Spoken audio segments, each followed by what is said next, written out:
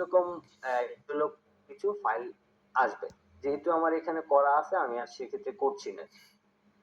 তো এবার হচ্ছে আপনারা অবশ্যই ইন্টারনেটটা মনে করে অফ করে রাখবেন। অফ করার পর এই যে igetintopc.com এবং Adobe Illustrator 2023 ভার্সনটা আমি এখন ইনস্টল করব, এই জন্য আমি এখানে ক্লিক করলাম। ক্লিক করার পর Adobe Illustrator 2023 এখানে লেখা থাকবে, আবারও মাউসের লেফট বাটনটা ক্লিক করবেন, এরপর এখানে সেট আপ অপশনটা পেয়ে যাবেন। তো সেট আপ অপশনে যখন ক্লিক করবেন আপনাদের সফটওয়্যারটা কিন্তু ইনস্টল হওয়া শুরু হয়ে যাবে এবং ইয়েস নো আসবে, আপনারা ইয়েস করে দিবেন, তাইলে আপনাদের Adobe Illustratorটা ইনস্টল হওয়া শুরু হয়ে যাবে।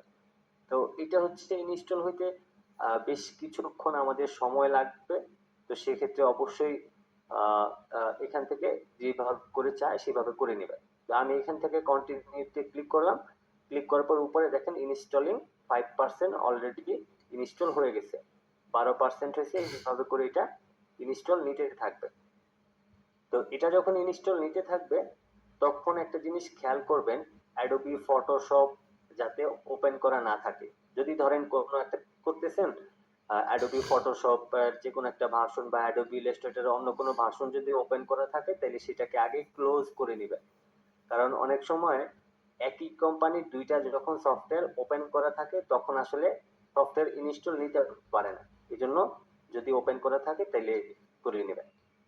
তো আমার এখানে হচ্ছে প্রায় হচ্ছে আমার 73% মতো হয়ে গেছে। দেন এটা হয়ে গেলে দেন কিভাবে ক্র্যাক করতে হবে সেটা দেখিয়ে দেবো। তো এখানে 81% হয়ে গেছে, আমাদের এখানে একটু অপেক্ষা করতে হবে। দেন ইনস্টলটা হয়ে গেলে দেন ওকে, এখানে ইনস্টল সাকসেসফুল হয়ে গেছে, তাই না? এবার হচ্ছে আমাদের সফটওয়্যারটা কিন্তু নরমালি ইনস্টল হয়েছে। এখন এটাকে লাইফ টাইম ব্যবহার করার জন্য এখানে বেশ কিছু অপশন কিন্তু দেওয়া আছে। দেখেন সেট আপ, তারপর হচ্ছে রেডমি, তারপর হচ্ছে রিসোর্স। তো আপনাদের ক্ষেত্রে এখানে একটা কিছু বলে দিই, বেশ কিছু জায়গায় ধরেন আমি এই রিসোর্স ফাইলে গেলাম, এখন এখানে কিন্তু কিছু নাই। আমরা একটু ব্যাগে আসি, এখানে ক্লিক করলাম, তারপর হচ্ছে এখান থেকে এখানে আসলাম। তো এগুলিতে কিছু ফাইল দেওয়া আছে। তো অনেক জায়গায় দেখবেন যে অ্যাডোবি ইলাস্ট্রেটর যে বড় বড় ভার্সনগুলি সেখানে অনেক জায়গায় এ রিসোর্স লেখা থাকবে। দেন এই যে adobe.pim.dll এই ফাইলটাকে আপনি চেক করবেন। তো এই ফাইলটাকে কপি করার পর আপনারা সম্পূর্ণ ফাইলটা কেটে দিবেন। কেটে দেওয়ার পর এই যে দেখেন আমাদের 2023 সালের একটা শর্টকাট ফাইল কিন্তু আমাদের ডেস্কটপে আছে।